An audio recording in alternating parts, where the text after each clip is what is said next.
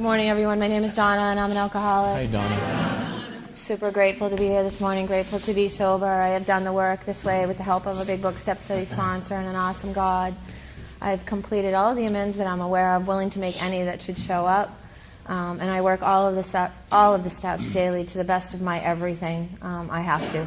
I don't have a choice in that, or my life becomes way too colorful and way too uncomfortable. Thank you so much for having me this morning. It's a great way to start the day, great way to start the weekend. I want to welcome all the newcomers that identified themselves, and I was just thinking before the meeting started, like how much I love the sound of sobriety. Like if you ever just come in here and just sit down and listen to the chatter and the laughter and the love that's in the rooms of Alcoholics Anonymous, in its own way, it's somewhat addicting. You know what I mean? The sound of sobriety is pretty awesome. Also, I was thinking about how many prayers, like every newcomer is the answer to somebody's prayer, you know, and probably not just one somebody, probably multiple. And how many prayers got all of us here this morning? You know, that's kind of powerful, really, when you think about it. You know, but having said that, love couldn't save me. You know, we've all been loved by somebody at some time, and I know for me, love could not save me, but this work did, and having a relationship with God did. And telling my truth to somebody is a big part of that, and that's what Step 5 is about. I'm not going to, I don't think anyways, kind of tell you how I got to Step 5. You'll know that I belong here as I share my experience with Step 5. So there's such awesome, clear-cut directions in the few pages that we read. You know, it's basically saying, like, for me, I came to Alcoholics Anonymous not when I first stopped drinking. I stopped drinking because my husband was going to leave me if I didn't. And I kept getting injuries. I'm very much like the jaywalker in the Big Book. Really bad things were happening to me on a regular basis, and I was always drunk when they happened. I dislocated a shoulder getting into bed. I dislocated and crushed my elbow camping, walking towards the fire. These were my stories, by the way. There's a lot more behind those stories. Dislocated my thumb, taking off my socks. Went sliding off a cliff at midnight and broke my ankle. And I was always drunk. You know, I was always drunk when those things happened, and that would never be the story that I'd tell you. The story I'd tell you when I showed it back up at work with crutches, cast, canes, surgeries, needing to be out of work was, you know, you won't believe what happened to me, you know, and basically as soon as I say that, you shouldn't believe anything I say after that because it's not the truth. You shouldn't believe it because it was always like a semi-cute story of how I got this injury so that you would feel bad for me and think I had bad luck. And it never included the fact that I was drunk. And I had been getting hurt a lot, and one of the injuries was I triple fractured my ankle mowing the lawn, and because I ran out of gas, and the lawnmower wasn't working, and I was drunk, and I was wearing my favorite pair of Levi's that I had duct taped from the inside out so that my body parts weren't hanging out, and I was green from having flipped over the lawnmower and trying to get the grass out, and it wasn't really broken, it was out of gas, and I had a German Shepherd puppy, and he was running, and he clipped me from behind, and I triple fractured my ankle. My foot was hanging in the wrong direction, pointed in the wrong direction. My husband was a communications technician, and he was driving home from work, and he's a ham geek. He has, like, you know, one of the, you know, he has a call sign and antennas and that kind of stuff going on, and, you know, he had the scanner on in his truck on his way home from work, and over the scanner came, you know, woman bound, you know, to Millbrook Road, Brookline, New Hampshire, and it was his wife, you know, and you know, and then I needed surgery, but I had too much alcohol in my system for them to operate. So they did whatever they do. They set it and sent me home, and I had to come back a day or two later for the surgery. And then they wanted to keep me, but, you know, I couldn't stay because I had hidden alcohol at home. You know, I didn't want anybody else to find it. I didn't want my teenage son to find it, and I insisted on going home. And that was the getting towards the end of my drinking, and from that point on, I tried to stop more, and I couldn't stay stopped. I kept on trying to stop, and I couldn't stay stopped. And eventually, my husband just, after one of my broken promises of how I wouldn't drink again, he just said to me, you know, Donna, I love you. I love you so much, but I don't want to be married to a drunk. I'm keeping the kid, the house, and the dog. And that was February of 1999, and so I haven't had a drink or a drug since, or a mind-altering substance since that time. And I'd love to say I went to Alcoholics Anonymous and I just started getting better. I didn't do that. You know, I love that there's newcomers in the room. Don't do what I did. It's too painful.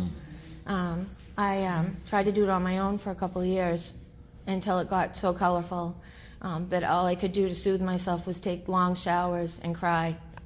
You know, and my husband would knock on the bathroom door because he'd hear me sobbing, you know, and I'd be taking a shower and I'd hear, and he'd like stick his head in, are you okay? And I'd be like, yep. He's like, what's wrong? And I'd be like, I don't know.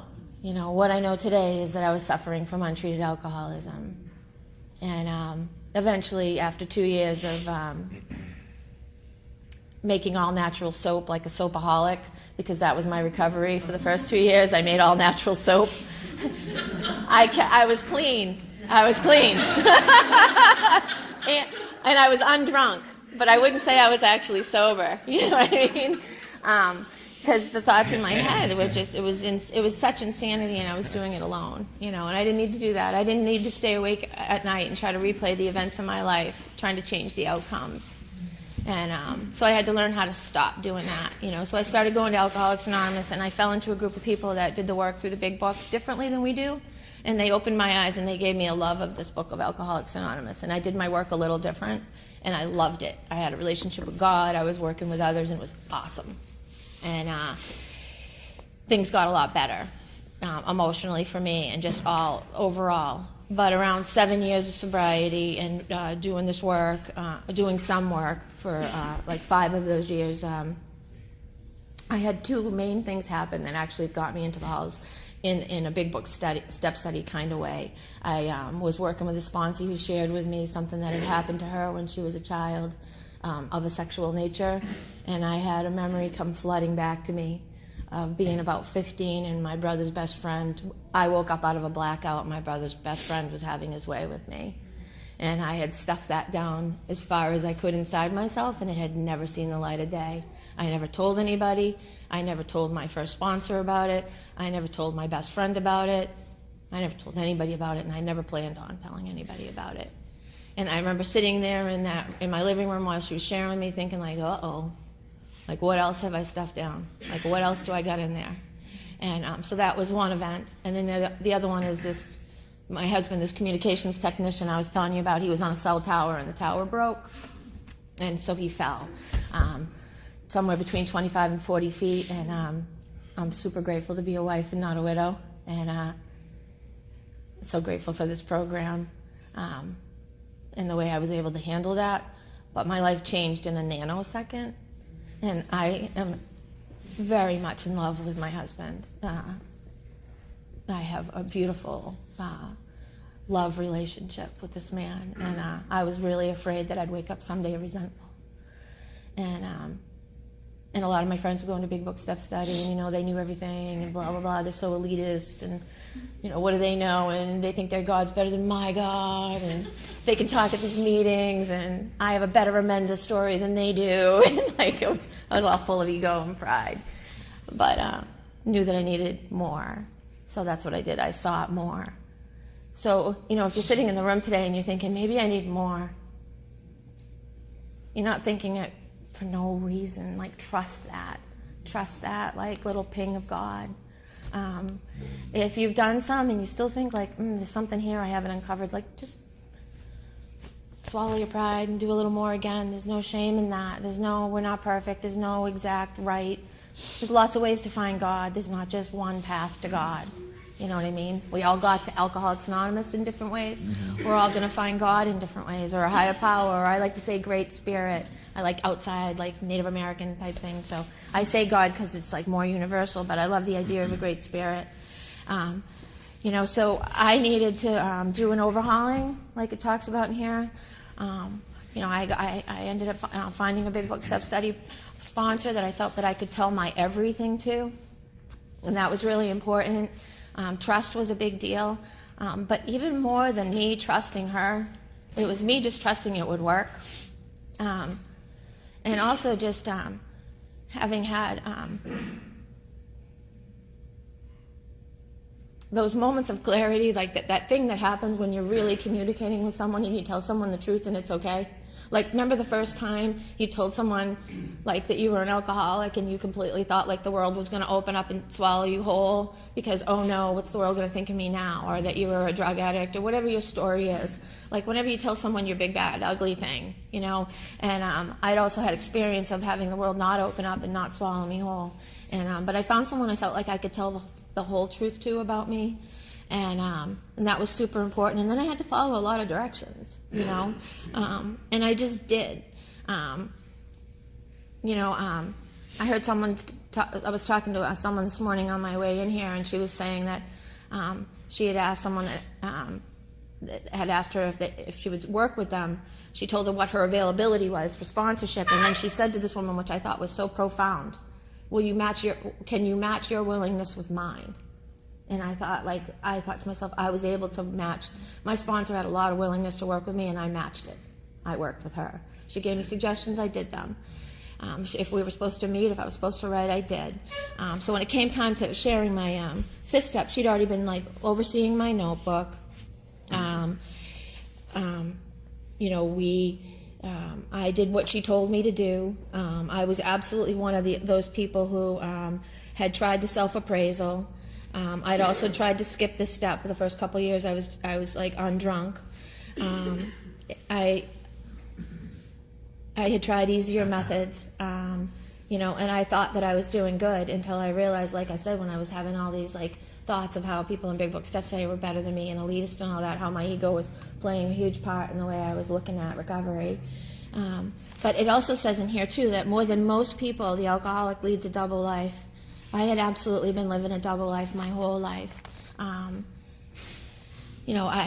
far back as memory serves me, and which isn't great these days, but it burnt a lot of brain cells, and I'm getting old.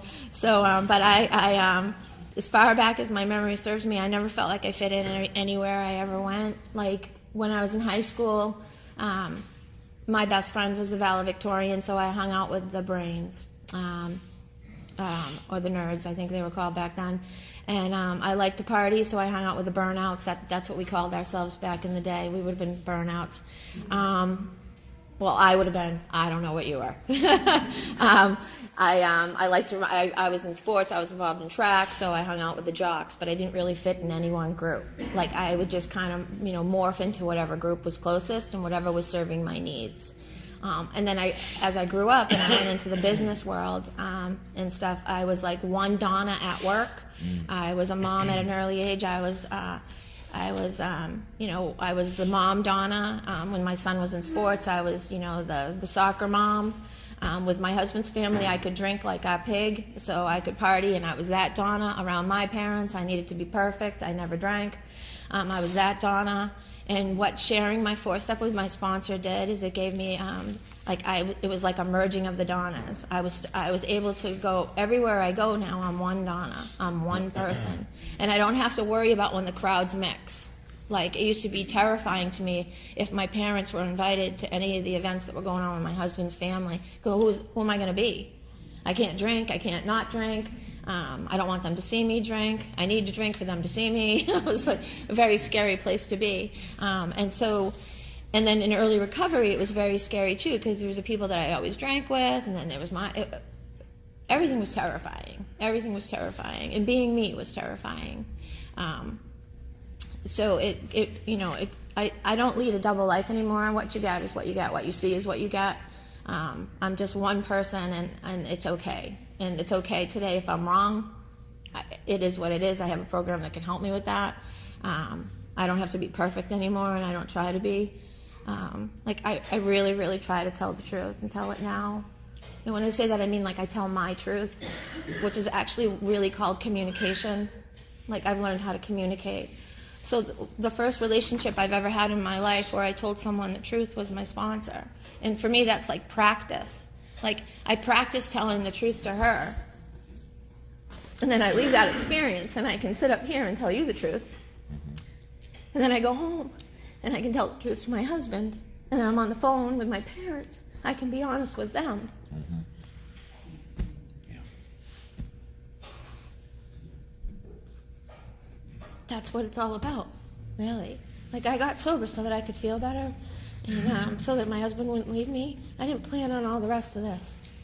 I didn't plan on all the rest of it. You know, when I know we don't read the promises when we read the step, but there are promises in this step. It talks about once we have taken this step, I need glasses and I didn't bring them. Once we have taken the step, withholding nothing. I'm too proud. Thanks for that. I'm working on it, all right? Come on. Once we have taken the step, withholding nothing. So that means I've told my sponsor the truth, the best I know it at the time, like two. You know, sometimes more will be revealed. That's okay. God's involved in all of our details, right?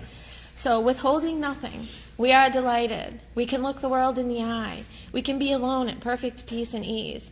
Our fears fall away from us. We begin to feel a nearness to our Creator. We begin to have a spiritual experience. The drink problem will have disappeared. These are promises. Yeah. You know, you're going to begin to walk on the broad highway, you know, hand in hand with the spirit of the universe. Really? Like, that's some awesome promises. You know, and when we read the promises in the 9th step, which, you know, and everybody chants, you know, are these extravagant promises? And everybody says we think not. Honestly, for this girl, it's like, I think so. Mm-hmm. They all felt pretty extravagant, and some days they still do. I can't believe I'm living this life, you know. I can be alone at perfect peace and ease.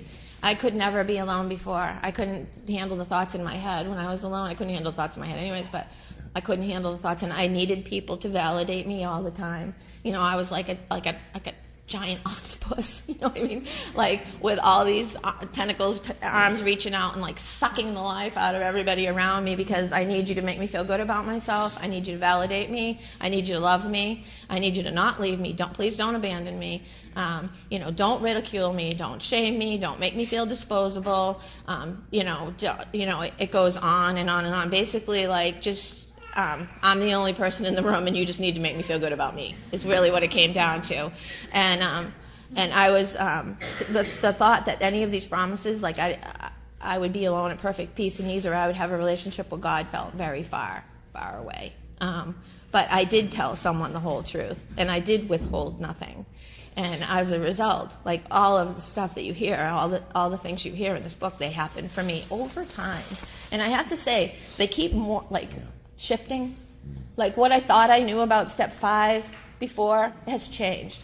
And about 1 through 12 has been my experience. The way I feel about these steps keep morphing and changing, and that's an awesome thing, because it means I'm morphing, I'm changing. Like, the things that came out of my 5th step that bubbled up, like my greatest character defects, like for me it's pretend, ignore, deny, love them, they're wicked good friends of mine. Like, you know, don't deal with it. Pretend, ignore, deny. Avoid conflict, avoid confrontation at all costs. You know, my character defects, I know we're not on that, but the 5th step is kind of about that, like learning the truth about yourself, right? Which is basically, why do you react to the world the way you do?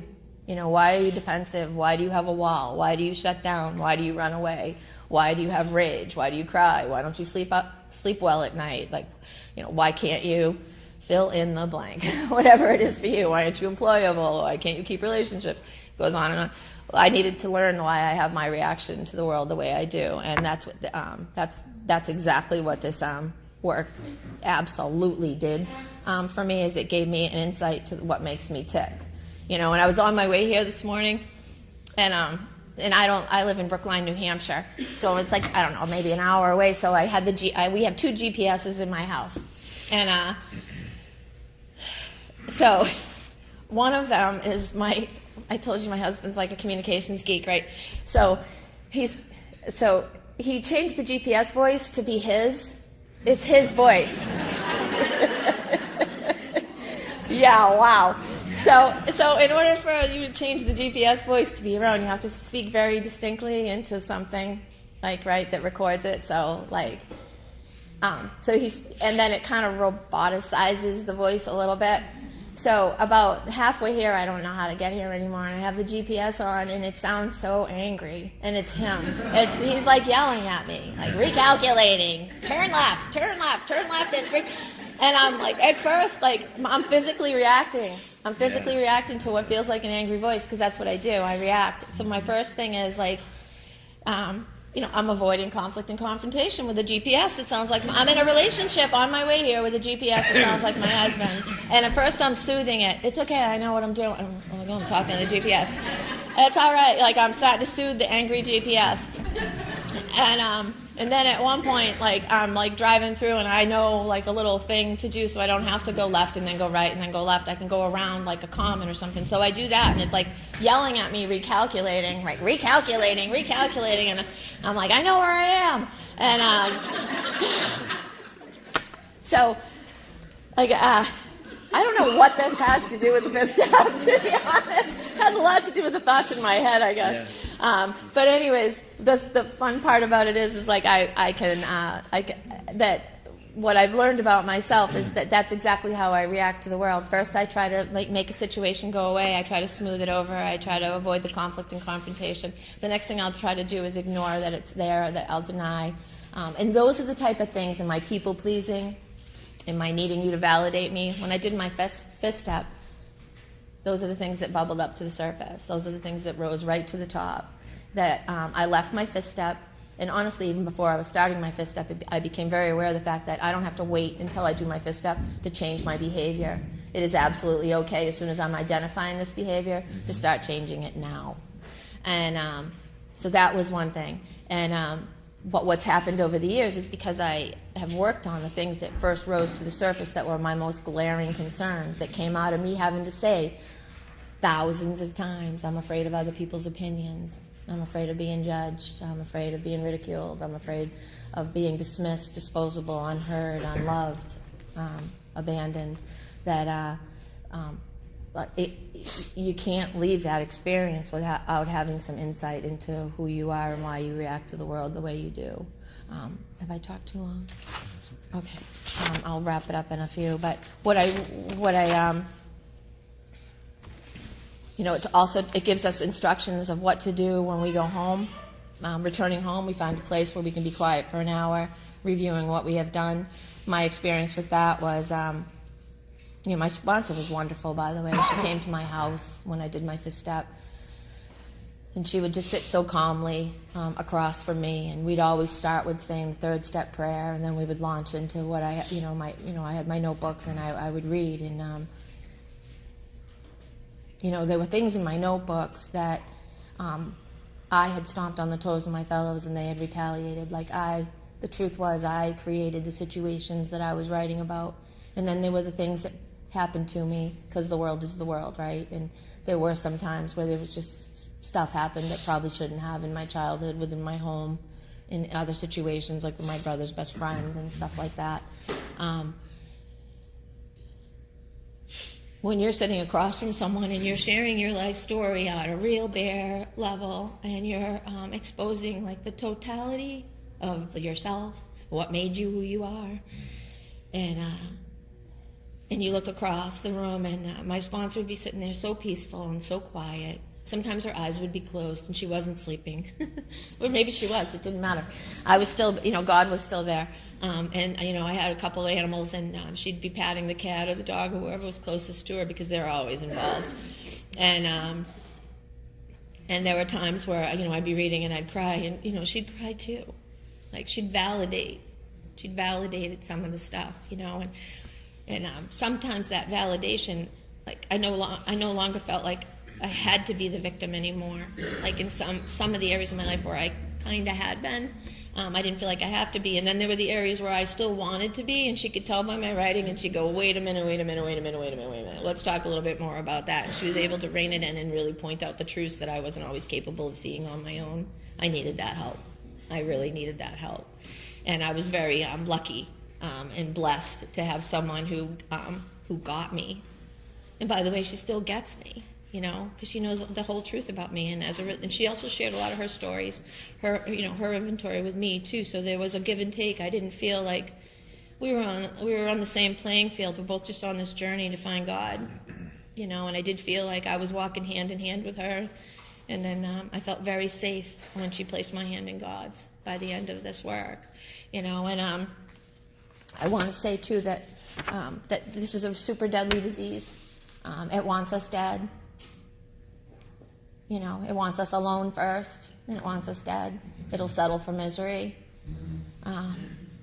And I also want the other thing that a lot of this last few years for me, the beginning was working on some of those things that I said that I just really uncovered repeatedly over and over and over in my writing and sharing it with my sponsor, is that as I change and as I grow in my program, different things rise to the surface because I want to keep working on myself. I want to stay on this path. Is that one of the things that seems to be really of paramount important now is that I'm doing all this work, all this work that we do because I need to, and because my life is, like anybody else's, it's life, it's happening, it's colorful, it's challenging, we all have our challenges. Is that it's super easy for me to come to a meeting of Alcoholics Anonymous and be on a spiritual path with all of you. And when I'm working with my sponsees or my sponsor, or I'm on the phone with a woman in my network, or sitting up here talking to Joe before the meeting, it's easy for me to be on this God wave, on the God wave, ride that wave. And but what's been really important to me the last few years is that I take this home, that I bring this into my house, that I work it at home, that I communicate with my loved ones the way I communicate with you. I have my you're my family of choice, but I have a family of origin. They deserve that part of me more than anybody else, and as a result of really working and wanting to take this home, all my relationships are unbelievably better than they even were before. And they weren't all bad before, they weren't all bad before. But, my mom and dad are growing old, and I'm going to be moving to Florida to help, to be a daughter, and fulfill the commitment that I said I would, help them out as they were growing older. And I'm so grateful that wouldn't have been an option had I not done the work I've done around all this stuff. It wouldn't have been an option. I wouldn't have been able to handle it, and they wouldn't have wanted me to.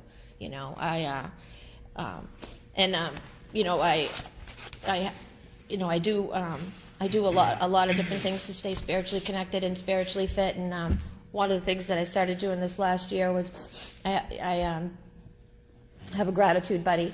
And we send each other in AA, and we send each other a text every morning with a few gratitudes of the day, and it almost always includes something to do with recovery. We're grateful for a relationship with our higher power, or for meditation, or I'm outside all the time, so I'm always grateful for trees and moss, birds and snow in the sky, and I've always got nature in mind and animals and stuff like that, and and then sometimes it's silly stuff like lip balm and hair conditioner and the color purple, or whatever comes to us. But I started doing that with my mom and dad. So my dad's my morning gratitude buddy. So I send my dad a text every morning telling him why I'm grateful, and I always include a childhood memory, a positive one, because it's really easy to remember the bad ones, right? But there was thousands of good ones. And I'm not a victim of the bad ones anymore. I'm free from those because I shared my truth. And so I do my morning gratitude with Dad, and he's on it, he gets it, he's, he likes the spiritual stuff and the nature stuff, so he's all in, and he sends me back ones. He's grateful for the sunsets, and he loves peanut butter, so he's always grateful for peanut butter.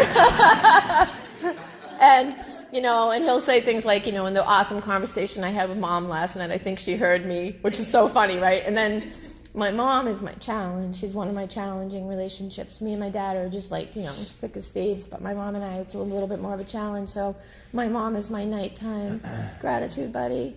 And she doesn't go quite as deep. She's grateful for, Tupperware and hot dogs. and then she'll say something, and I'm so glad your father finally heard me. You know what I mean? So the morning I'll get a little bit of what dad's take on something was, and at night I get a little bit of what mom's take on it was. So I get this little like beautiful snapshot into what their days are like, even though I'm not physically there yet. And they know me more now too.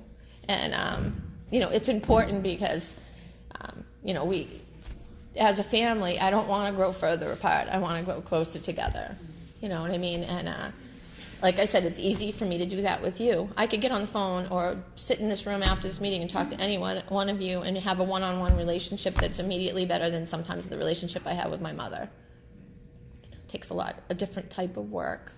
And I'm willing to do it today. And, you know, so if you're sitting here and you're thinking like maybe I should check this out and you're afraid, be more afraid of not checking it out. If you're sitting here and you're afraid to ask someone to be your sponsor, be more afraid of not asking someone to be your sponsor. If it's not the right one, there will be the right one. It's not personal. It's recovery. It's not, you know what I mean? It doesn't have to, you don't have to be best friends. You don't have to, you know, go skipping through the tulips. You can trudge. You can trudge the road to happy destiny, right? You know, and if you're, you know, afraid to write a 4-step, be more afraid of not doing it. You know, if you're afraid to share it, be more afraid of not sharing it, because it's already real. It's already happening. If you're afraid of stirring the pot, know that it's stirred. Like, it is stirred. You know, life is going to keep stirring it too. And you know, if you like thinking about the amends and they seem overwhelming, when you get there, they're not as overwhelming as they are before you get there. You will be prepared and ready with the love of God. You know, and a good sponsor and a good network of people. We can't do this alone. We need each other. And, you know, it's worth it. And, you know, you're worth it. And this is a family disease. So if you're not willing to do it for yourself, think about the people that love you. This disease is so powerful, they had to create a program of recovery. They had to create Al-Anon. I mean, we make the people that love us so sick that they now need recovery. They had to create Al-Anon. That's pretty powerful, right? Like, so, you know, like in the beginning, I wasn't willing to do it for me. I was willing to do it for them, and I'm so glad that I did, you know. So wherever you're at, just keep coming. It's worth it. Thanks for being here.